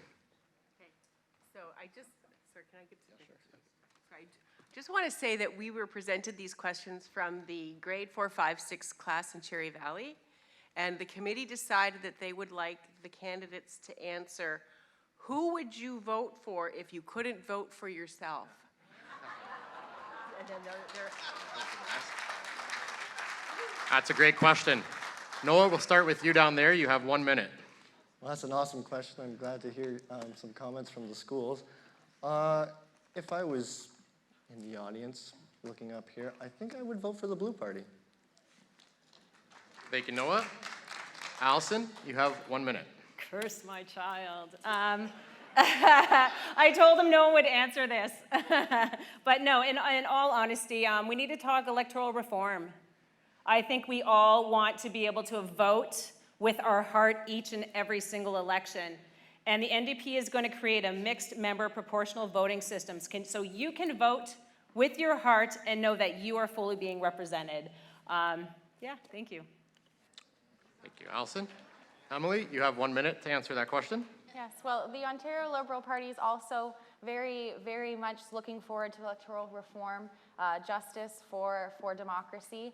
And we've proposed a ranked ballot system, which also would allow you to vote for several people and to vote with your heart and to vote for your third, second choice. But we also would like to see an assembly be struck as soon as we take office to evaluate that. Should the population not think ranked ballots is the best option? Should another option be a better one? That assembly will be able to do the research and tell us. So it's definitely top of mind. But to answer the question, if I were to vote for someone that isn't myself on the stage tonight, I would vote for the person who has the party platform that aligns closely or most closely with the Liberals, and that's the Green Party. So thank you. Thank you, Emily. Rob Collins, question to you. You have 1 minute. I think if I had to vote for someone other than myself, I would probably submit a write-in ballot, and I believe I would vote for Governor Ron DeSantis of Florida. Thank you, Rob. Erica, you are up next. You have 1 minute. I'm going to vote for the person that has to work 3 jobs to get by, because they're the ones that are going to have a better understanding of what life is like for a lot of people in this area. So I'd vote for Allison Kelly. Thank you. Todd, you have 1 minute. This is a great question, and I want to thank the students for coming up with this one, because it's put us all really on the hot seat. It's probably going to be the most difficult question we get tonight. But there's no question about it. For me, it's easy, and we were talking about it in the green room before we came out here on stage. The candidate with the best slogan on this stage is Erica, the Green Party candidate. She's a breath of fresh air. It says so right there. It is great marketing. It's fabulous marketing, Erica. Thank you, Todd. So we'll take question 2 from the audience, and we'll start this question to Allison. Allison, your question. How will you encourage migration and immigration to the Quinte region? You have 1 minute. Oh, such a great question. Such a great question. Well, first of all, what the NDP wants to do is really encourage newcomers to come to Canada. We want to ensure they are fast-tracked with their trainings and their skill set. We have many doctors who have moved here, even during the pandemic, that couldn't help because they were stuck in limbo. So we want to be able to fast-track and get those folks recognized. And, you know, I'm so excited about newcomers coming. And I think one of the big things we have, too, is a lot of newcomers have gig jobs, doing, you know, Uber and stuff. And we need to fix the gap that currently they're only getting paid $15 when they're driving. They need to be getting paid at least $20 an hour like everyone else. Thank you. Thank you, Allison. Next up, we have Emily. Emily, you have 1 minute. Yes, and to go hand in hand back with the labor market shortage and ensuring that we have more folks in the skilled trades. I think someone mentioned it on the stage, I forget whom, but making sure that we are empowering our province, making Ontario the decision maker when it comes to immigration, just like Quebec is doing, and ensuring that we're allowing as many folks that would like to enter Ontario to seek jobs or to find a place to stay and to contribute to our economy. We want to allow Ontario to be at the forefront of all those decisions and make sure that we're as inclusive as possible to really build our workforce. So thank you for that question. Thank you, Emily. Rob, you're next, and you have 1 minute. Ontario needs to continue the tradition that Canada's had for its entire history of welcoming newcomers. We're a country of newcomers for the most part. Programs to ensure that job opportunities and other programs that may be required by newcomers, whether they're coming from another part of Ontario, another part of Canada, another part of the world, are equally important. Making sure that educational opportunities are available, assistance as needed in placement in new employment, or any other type of social assistance or other kind of help that newcomers may need are always important to make sure that they can assimilate into our community and take advantage of all the great things that we have in this area. Thank you, Rob. Next up, we have Erica. Erica, you have 1 minute. Okay, great. I want you to consider yourself when you're thinking about moving to a different place. What's important to you? Is there going to be affordable housing there? Is there a great transit system set up that's going to get you from point A to point B? Are there programs in place to make sure that social supports are being taken care of so that you're not going to have people wandering through your yard stealing your stuff? These are real issues that we have to deal with. And when we talk about migration, we want to put those types of topics at the forefront because that's what they're going to be considering. In addition to that, a happy healthcare system. Not just in that you can get the services that you need, but when you go to get help, that the nurses that you're dealing with are being paid properly and they're excited to come into work. They're not stressed and tired like we have now. If we want to increase the migration to this area, we're going to have to create an inviting environment for everybody. So thank you. Thank you, Erica. Next up, we have Todd. Todd, you have 1 minute. Well, it's already happening. We're attracting newcomers to the Quinte region every day. And all you have to do is look at the face of our community. It's changed over the last number of years. And these are hardworking people that are moving into the community and filling job vacancies that we have. The biggest issue we have in our region right now with our manufacturing sector in particular is unfilled jobs. I was happy to introduce a pilot project when I was the Minister of Economic Development, Job Creation and Trade, which was a pilot project bringing newcomers into rural communities in Ontario. And the 3 communities included the Bay of Quinte region, but also Cornwall and Chatham-Kent.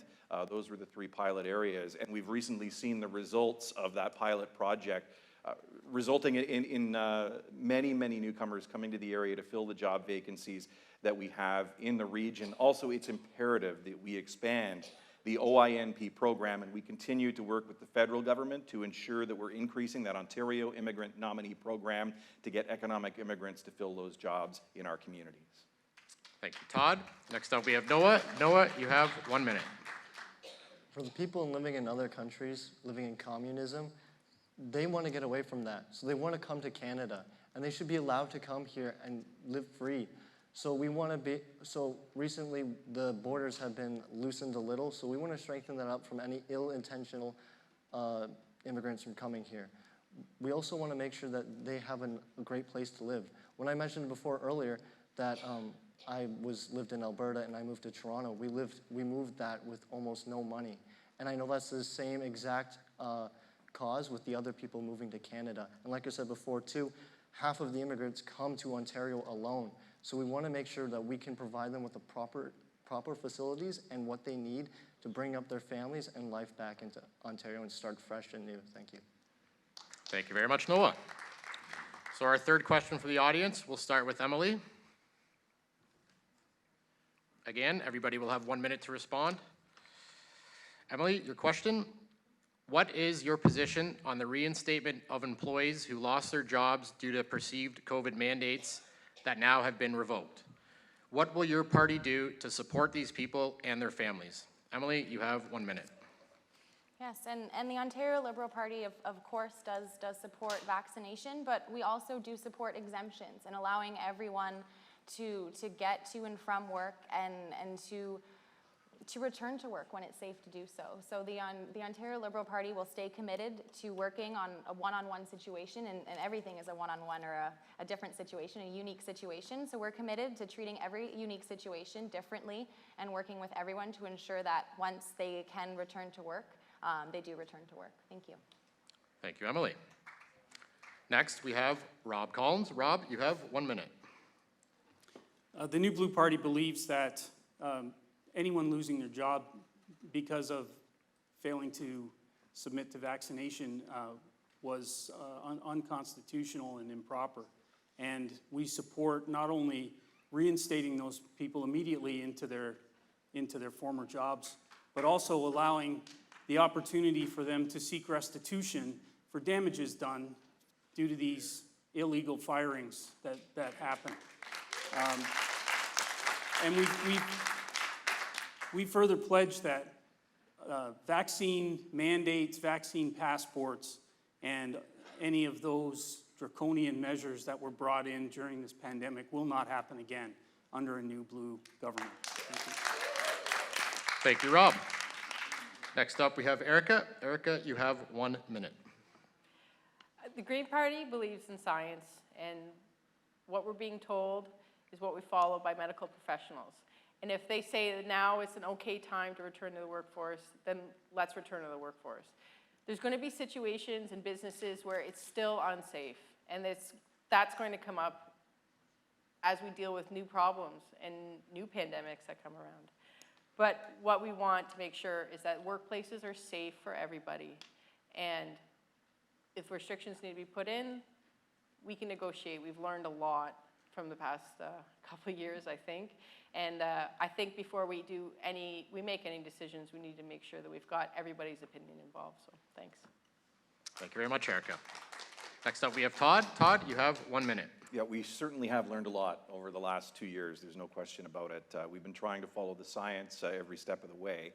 The only places where provincially mandated vaccinations were imposed was in long-term care, where obviously, we had great difficulties in the first year because of a number of different reasons. The ward beds that we have in our long-term care facilities, and the fact that those individuals were the most vulnerable, and that was prior to the vaccines even being approved, and of course PPE that we had to source from other jurisdictions because we didn't have domestically produced PPE at that time. We have to make sure that we never get ourselves into this situation again, and I believe we're in that position right now so that we can stay open. We have access to domestically produced PPE. We have the vaccinations that we know work because the number of people getting hospitalized now that have been vaccinated is down significantly. So again, we have to protect our most vulnerable in long-term care. That's where the provincially mandates. Thank you, Todd. Next, we have Noah. Noah, you have 1 minute. The Ontario Party will start by removing Ford's science table and allow doctors with their new findings to come open into the public. We will end all lockdowns. There will be no more restrictions. We will bring back the workers who got fired from their jobs. The students who had to leave, they will be restored with their credits, and they will get those back because they rightfully earned them. We will assist those who were injured from the vaccine. 80% of people that are in the hospital right now are fully vaccinated or partially vaccinated. We will take legal action responsible for those who did it. We will properly staff hospitals and care facilities. We will pass legislation to protect the rights and freedoms of Ontario citizens and require doctors to provide early access to treatments. Thank you. Thank you, Noah. Next up, we have Allison. Allison, you have 1 minute. Thank you. I think this topic is very divisive. I think we've seen this. As a mother, I made choices to vaccinate myself and my kids, and that was my choice. And I respect that this has been very hard for many of us because I don't feel information has been consistent throughout from our government. So that needs to be done better. We follow science at the end of the day, and that's all I have to say. Thank you. Thank you, Allison. We'll take our fourth question from the audience, and this one will start with Rob. Again, all candidates will have 1 minute, and we will start with Rob. Here is the question, Rob. Two groups of Canadians are suffering financially, and no one is talking about it. What is your position to increase seniors' pensions and persons with disabilities fixed income that has not kept pace with inflation? Rob, you have 1 minute. Obviously, it's very important to look after the most vulnerable members of our community and our society. Some of these programs have been left behind in past years by past governments, and it will be important to catch those programs up so that they are making it easier to afford to live in these times, and especially with the inflation that we're dealing with now. Having said all that and understanding the importance of making those improvements, it's also important to do that in a balanced way. And what I mean by that is if that much money needs to be put into those programs, we're going to have to be careful to look at other programs that we can offset in order that we don't just add another huge amount of debt and budgetary strain to our already overburdened government budgets. Thank you. Thank you, Rob. Next up, we have Erica. Erica, you have 1 minute. Great. I'd like to address that we have a huge population that are moving out of the workforce, that have dedicated their entire lives to the Ontario economy, and they expect when they move into this new phase of their life that we're going to be there to support them. Sure, our existing pension system is okay, but it doesn't reflect how unaffordable life is right now. And if we want to be serious about taking care of people, we're going to have to make sure that they have the funds to do it themselves, whether that be entering into long-term care or home care provided by somebody else in their family or the PSWs that we have working. We want to make sure that our citizens who have been legislated by our government unable to work get the money that they deserve as well. We haven't seen an increase in ODSP in years, and it is no way reflecting the inflation, and the Green Party is immediately going to double ODSP for Ontario. Thank you. Thank you, Erica. Next up, we have Todd. Todd, you have 1 minute. Well, when it comes to seniors, we're going to continue to work with the federal government. The old age security and CPP are the responsibilities of the federal government. And I think one of the silver linings during the pandemic was the ability for the various levels of government to work together, including our provincial government with the Liberal federal government, to make sure that we were getting the support out that was necessary, be it support for businesses or support for individuals like the Social Services Relief Fund and many other programs. So working, or the childcare deal, which is a fantastic deal for the people of Ontario.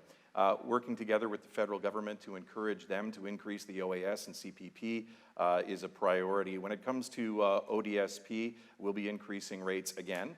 We increased rates by 1.5%. In our first year, we'll be increasing them by 5% and then tying future increases to the rate of inflation going forward. Thank you, Todd. Next up, we have Noah. Noah, you have 1 minute. Thank you. Yeah, like I said before, I know some people in the nursing home, and it's really tough down there right now. So we want to make sure that we're going to put an agreement between private and government funded so that they can work together and create a healthy ecosystem for both. We want to also promote people, if they don't want to live there, they can live and be supported at their homes with their families.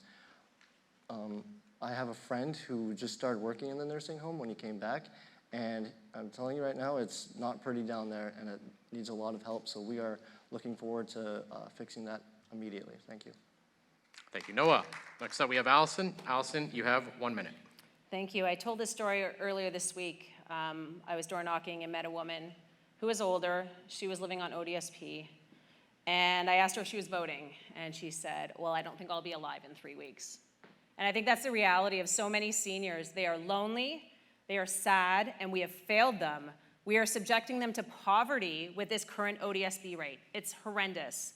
The Ontario NDP, we will raise 20% immediately of the ODSP. And within the next 2 years, today's rate will be doubled. We're going to establish provincial standards for home and care seniors. We're going to introduce a caregiver benefit program that provides direct support to family caregivers who do not qualify for the existing federal tax at a care of $400 a month. Residents 55 and older will be eligible for a program that will allow the province to pay their taxes, that you don't have to pay your property taxes until you choose to leave. And last, we're going to hire thousands of PSWs and raise wages by $5 an hour. Thank you, Allison. Thank you. Next up, we have Emily. Emily, you have 1 minute. When it comes to our seniors, we look to work with our federal counterparts to top up the OAS by $1,000 a year. And now I recognize that's only $83 a month. It's not enough, but it's a start. And that's why we've signed our Ontario Liberal Party Affordability Pledge with 19 commitments to make up for some of the downfall or some of the changes or some of the things that we need to see. We also are committed to helping 400,000 more seniors age at home. It's not only about aging in long-term care, but when it comes to long-term care, we're going to end privatization by 2028, or if we can do it sooner, we will. When it comes to ODSP and supports, we are going to raise them by 10% in our first year, 10% in the second year, and 2% every year thereafter. I know that's not enough. I've seen firsthand that it's not enough, and that's why we have our pledge of affordability to make up for the amount to make sure that everyone has an equal playing field. Thank you. Thank you, Emily. Okay, we've got 2 audience questions to go. This time we'll start with Erica. Again, each candidate will have 1 minute. This question is for Erica. What tangible action will your party take to address homelessness in communities in Ontario? Erica, you have 1 minute. Tangible action would be co-op, co-funding, non-for-profit housing. We're going to get the government back to the table to solve this issue. It's not just about having affordable units available, it's making sure that when we get people into these affordable units that they can keep them. A lot of our mental health strategy is focused on homelessness because we know that most people who are living on the streets don't necessarily have the skills required to maintain a property by themselves. And if we want to fix this issue, we're going to have to start from the ground up and giving them spaces to live and giving them medical professionals available to help them. Thank you. Thank you, Erica. Next up, we have Todd. Todd, you have 1 minute. Well, the Social Services Relief Fund is a big part of it. It's a $3 billion fund, as I mentioned earlier, that's been created in the last 2 years. $3 billion, and a large portion of that is going to deal with homelessness. And places like the Grace Inn Shelter here in Belleville have received that SSRF funding to assist in the programs that they're providing. I know there's a great pressure on places like Bridge Street United Church. They're offering a tremendous service to the people in our community that are living on the streets. But we also need to incentivize new community housing as well, and help with the transitional housing that's being built in the area to get those support services, the mental health, those soft skills, maybe a drive to work, programs like Elevate Plus that I mentioned earlier that are teaching individuals the soft skills and helping them to get back up on their feet. And incentivizing that community housing like Home for Good and so many other projects that Phil Spry and many others are working on in the community to incentivize that kind of build to get people into housing. Thank you, Todd. Next up, we have Noah. Noah, you have 1 minute. We all have the luxury tonight of when we go home, we have a home to go to. Some people do not have that. And we want to make sure that they get the resources they need to come back up. But not just housing. And housing needs to be fixed too on its own. But we need programs in place for them to get their mental health. They're out there, but they're broken. They need help. And we want to be able to supply that with the mental help they can get and to get back on their feet and ready to go. We want... We need jobs and we need support from people. I think one of the biggest things that we can do is move away a bit from our government and go into privately funded options, privately funded from the people. We can help get these communities back together. We can help and stop poverty and people being homeless. I think the Ontario Party can really set them up. Thank you. Thank you, Noah. Next up, we have Allison. Allison, you have 1 minute. Thank you. Yes, I met a young man tonight who told me he's recently out of jail, trying to find a job, trying to get back on his feet, and is probably going to be homeless soon. So it's very real in our community, and these are kids who are out on the street. And housing is a human right. It shouldn't be this hard. As mentioned earlier, we're going to repair 260,000 social housing units, and we're going to build 250 affordable and non-market homes to be operated by public, nonprofit, and co-op housing providers. Mental health was discussed up here. The Ontario NDP's plan for universal publicly funded mental health care will offer no-cost counseling and therapy for Ontarians. We're going to provide an immediate 8% funding boost to frontline mental health and addictions agencies that we know are overwhelming in demand. And last, we're going to establish a 24-hour civilian community mobility team across the province who are going to work in partnership with mobile crisis teams and respond to low-risk situations. Thank you. Thank you very much, Allison. Over to you, Emily. Emily, you have 1 minute. Thank you. We have a comprehensive housing plan, but I want to talk about community safety. Ontario Liberals will work with law enforcement partners to move people with addictions, disabilities, and mental health conditions away from the justice system and to the appropriate supports.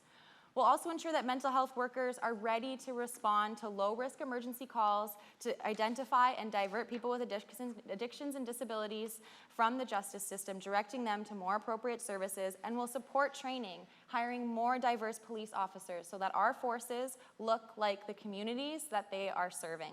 Thank you. Thank you, Emily.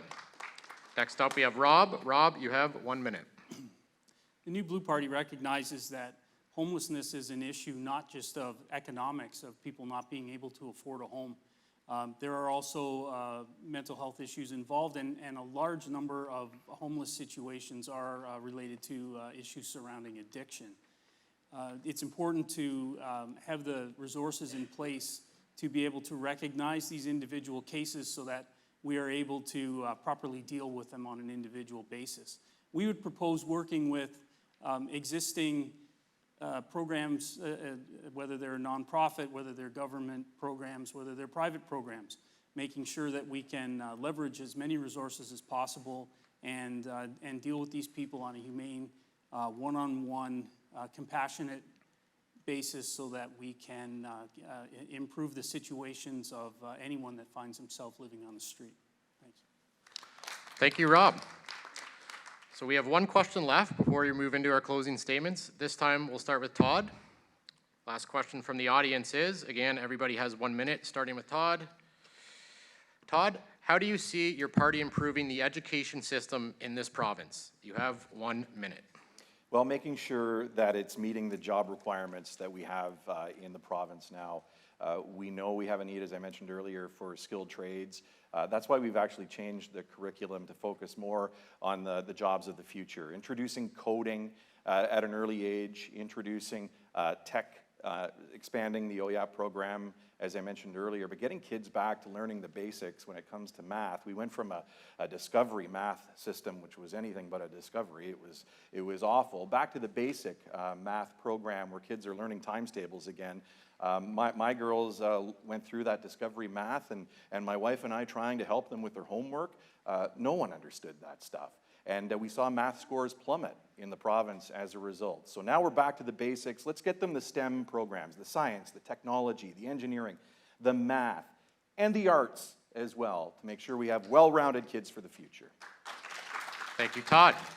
Next up, we have Noah. Noah, you have 1 minute. Thank you.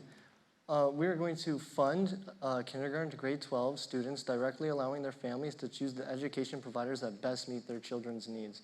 We're going to allow entrepreneurs, parents, associates, and communities groups to establish charters schools in Ontario. Students will learn that there are two genders, learn to not be ashamed of their race, sex, and learn that Canada is not fundamentally an evil country. Implementing proven best practices in mathematics, science, and literature, and removing radical current not specifically tailored to core academic compensations.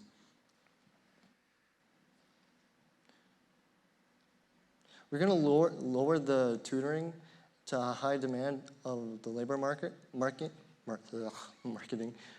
make it easier to become a skilled trade, and make OSAP loans easier to get. Thank you. Thank you, Noah. Next up, we have Allison. Allison, you have 1 minute. Thank you. Over the past 4 years, education has suffered because of misappropriation of funds and a not-so-hidden interest in privatization. We saw attack on our educators through the decades of salary freezes introduced by the Liberals' Bill 115 and Doug's Bill 124. And let's not forget the snitch line brought in by Doug shortly after he was elected as premier. In 2017, 3 Belleville schools were shut down by the Liberals, and more would have gone. And as a parent and trustee, I saw firsthand how challenging these 3 years have been for our students, parents, and education workers. We were left on our own. What are we going to do? We're going to lower class sizes. We're going to hire thousands of teachers and education workers. We're going to give education workers and teachers the respect they deserve by scrapping the low-wage policy 124. And unlike the previous governments, we will not interfere in collective bargaining. My priority has and will always be putting the needs of kids first. Thank you. Thank you, Allison. Next up, we have Emily. Emily, you have 1 minute. Yes, thank you so much. And I'm so happy that education has come up, as it's definitely top of mind for me and one of the platform pillars that I'm most passionate about. When it comes to education, we're going to scrap Highway 413, that $10 billion of funding that Doug Ford wants to put into a highway that's going to save less than 30 seconds for commuters to get to their cottages. That's 100% going to go into our K-12 education. It was such an honor today to receive the endorsement from the Ontario Secondaries Teachers Federation. And I think one piece that we spoke about today that is so imperative and so important that I want to share is not just about teachers, it's about all of our education workers. It's about the entire team that supports our students. Really quickly, I want to focus on a couple other points of our education platform. Clapping class sizes at 20, reinstating a grade 13 so that students who may have learning gaps from COVID can learn about financial literacy and mental health courses. Thank you, Emily. Next up, we have Rob. Rob, you have 1 minute. Thank you. The new blueprint spells out a plan to revamp the curriculum to make sure that it covers the basics as it once did, and limit things like gender education and sex education in younger grades. The blueprint also supports tax credits for people that want to opt out of the public school system, and whether they attend private schools or whether they homeschool, just to give parents more options to explore those possibilities. And finally, I would point out that Belinda Carhalios, our new Blue MPP, was instrumental in opposing Bill 67, which was the very divisive bill that addressed critical race training in public schools. So we look to go back to the basics. And Thank you, Rob. Thank you very much. Next up, we have Erica. Erica, you have 1 minute. Thanks so much. First thing we're going to do is eliminate Bill 124, which was supposed to affect public sector wages. However, police officers and firefighters weren't affected by this. Only women-led industry, like healthcare and teachers, were primarily affected, and that needs to stop. What we're going to do is establish an independent review board for education system and make sure that needs are being met and money's being spent in the most efficient way. We're going to limit the EQAO entirely, and we're going to reduce our class sizes to 24, except for kindergarten, which we'll keep at 26. And we're going to improve the accessibility within our schools to make sure that we're meeting the minimum standards required so that everybody can get to school and have access to the education they deserve. So thank you. Thank you, Erica. That brings our question period to a close. Thank you all for participating in the question portion of our debate. You have had equal time to present your party's position on a wide variety of topics and hopefully also confirm the issues that the Bay of Quinte riding residents are concerned about. The Chamber relies on its membership and our connection to the community to inform us of the challenges they face. We are a nonpartisan advocacy group and look forward to working with the successful candidate following the election. I will now invite the candidates to make their closing statements. You will each have 2 minutes. As we did with the last round of questions, we'll work our way back now from seat number 6. We'll start with Noah. Noah, you have 2 minutes for your closing statement. Promises. I have not been happy with the current government promises that they've been making. That's part of the reason why I'm standing here today, is because I had enough. I was tired of sitting around listening to what they promised us and not ever receiving it. So I decided to take a stand and stand up here today with you. One of the great things that the Ontario Party will be doing was removing the political whip. We do not have that. The PCs have expelled 6 MPPs from their party because they did not follow the guidelines. We will not have that. Each party member will be representing their riding and their people's needs. We care about all of your needs, from all the way to the complicated problems of the healthcare system, all the way down to speed bumps on the road. We will fight for freedom, family, and faith. Those are big things to us, and right now they are being attacked by our current government. And I cannot stand around and watch. If I cannot go to church and communicate with my friends and families over what's been happening the past couple of weeks or talk about the new debates with them, then I don't know what to do with our current country. We want to stop media propaganda too. Media propaganda is everywhere right now, and it's terrible. I'm seeing people brainwashed and blinded from it. Censorship is everywhere. If you don't think that there's been censorship in this country over the past couple of years, there has been, and it's been terrible. Doctors are being silenced with their newfound studies, and it is terrible. We want that to come to light, and we will put an end to it. If you like the way that the current things are running, then clearly the Ontario Party isn't for you, and you should vote for one of the people on my left. If you want a change, then vote for the Ontario Party. We stand for freedom, faith, and family again. Come visit us at theontarioparty.ca if you have any more questions too. Thank you, Noah. Next up, we have Allison Kelly. Allison, you have 2 minutes for your closing statements. Thank you again to the Belleville Chamber of Commerce for inviting me to share space with you all tonight.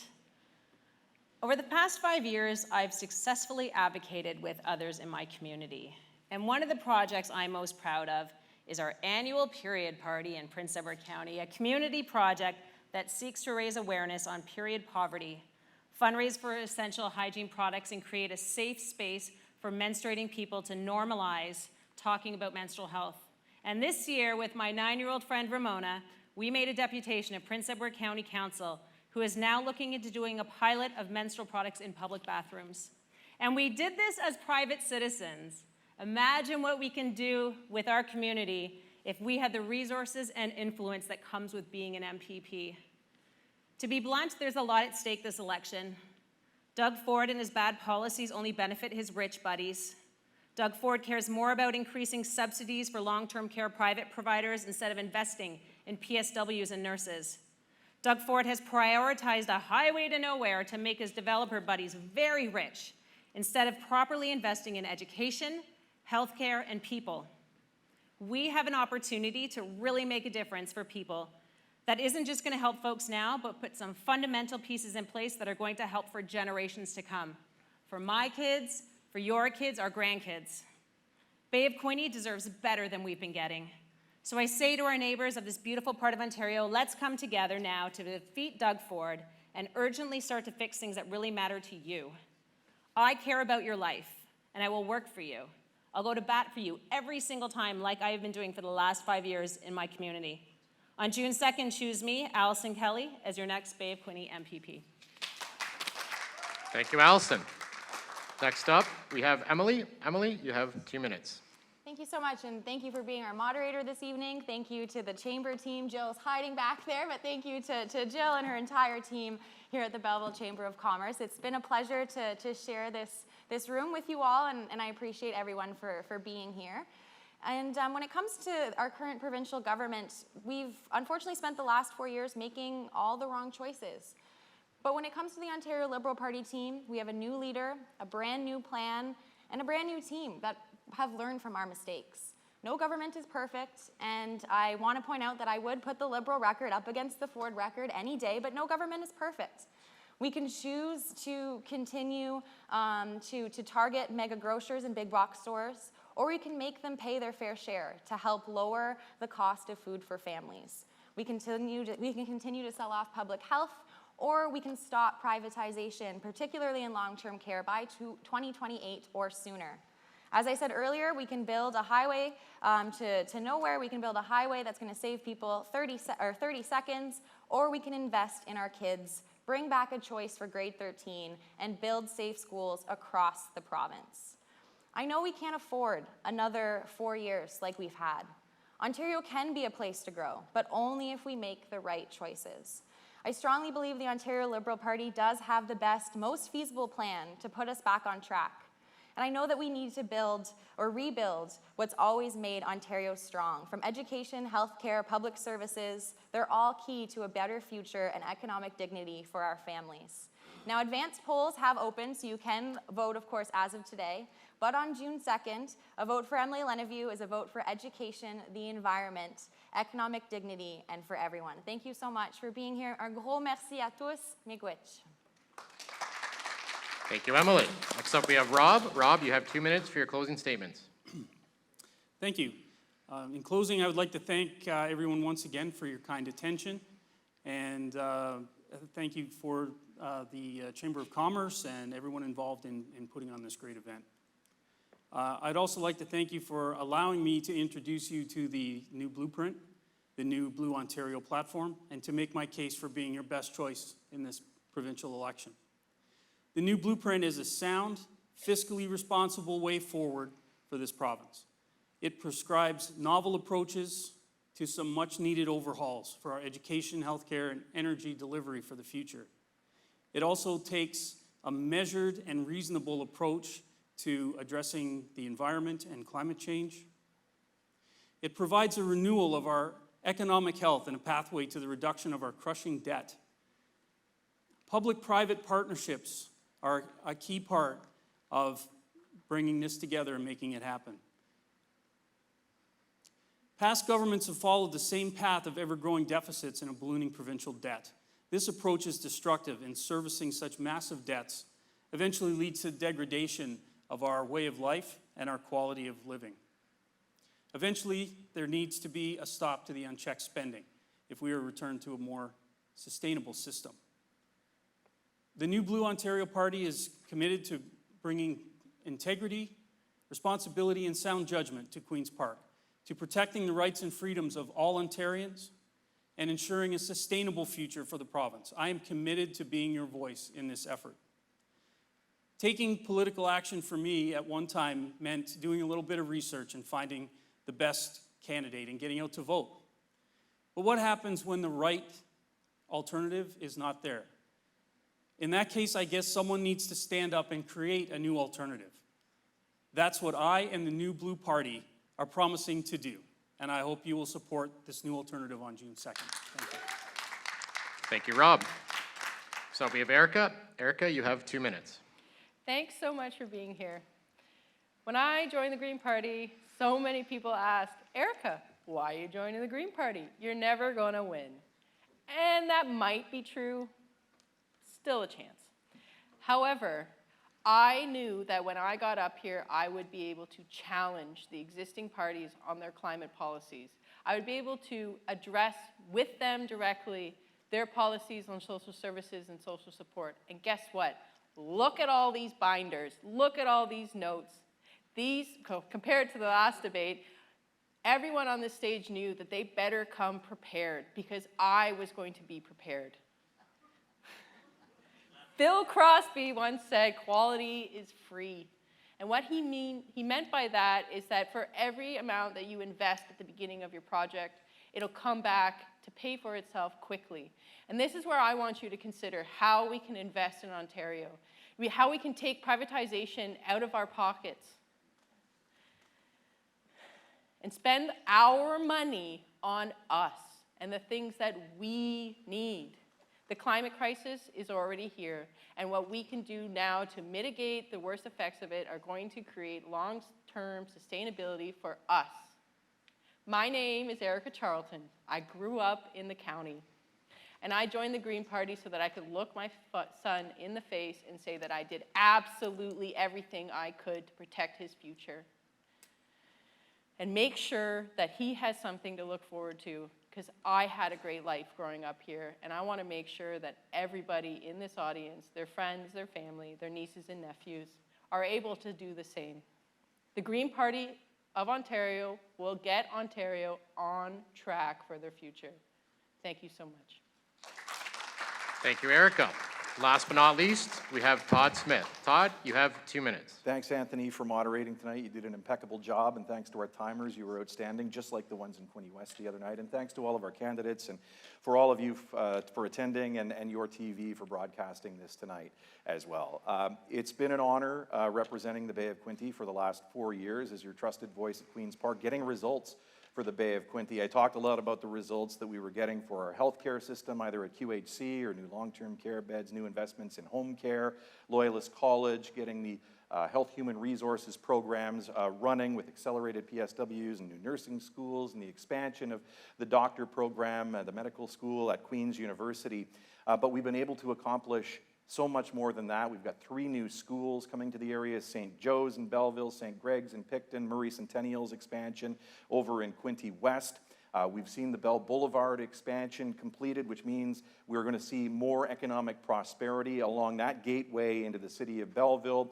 We fixed all of the roads around Trenton Memorial Hospital, added a new community health center, taking them out of the temporary trailers that they were in downtown Trenton for 15 years. They now have a new modern facility that they're working out of. We're creating a conservation reserve. We're building a brand new hospital in Prince Edward County. We've got a brand new hospice Quinte, which has not just $1 million from the provincial government, but increases to base funding. It's such an important part of our community at Bayside. We've got a brand new Humane Society building that's about to open, and I was really pleased to look under every rock at the provincial government to find funding for that very important facility. We've got a new YMCA for Belleville in the development pipeline that's going to go on the old agricultural grounds, but we're creating economic prosperity coming out of the pandemic. We saw 300,000 jobs created pre-pandemic. We've already seen hundreds of thousands created post-pandemic. We've got to train the people to fill those jobs, and I look forward to continuing the work that we've started for the next 4 years. Please vote Todd Smith. Thank you very much, Todd. And thank you to each of the candidates for the time and dedication in participating in tonight's debate. I trust you found it an opportunity to share your party's platform and how it relates to our Bay of Quinte riding's concerns. Thanks again. I'll invite Jill up to say the last couple words. And thank you, Anthony. So thanks all for your questions. I hope you appreciate that it's taken us 2 hours to hear all of these, and I know that there were more questions asked and there were more details that people might have liked to hear. I think all of these candidates are interested in hearing from you, so please feel free to reach out to their offices if you didn't feel that they answered your question effectively or you had something specific that you wanted to hear more about. In the meantime, I hope this has been an opportunity to showcase what they have to offer, and in our role, we've given you an opportunity to spend some time together to hear them. On that note, thank you very much. I know how challenging it can be to be in the hot seat on this, under these lights, and appreciate, and I know you've got a lot of stuff to do over the next few weeks, so all the best to each of you. Thank you for your willingness to serve. Whether you're successful as a candidate or not, it's never about winning. It's never really about winning. Well, maybe it's about winning. It's not completely about winning, but it's about getting the message out there and challenging all of our thoughts and considerations about what we need for our community. So thank you again, and thanks to all of you for joining us tonight. Thanks again to your TV and to the team here at the Empire. And Anthony, you did a phenomenal job. Thank you. Enjoy your evening. The media is also invited to talk to the candidates now.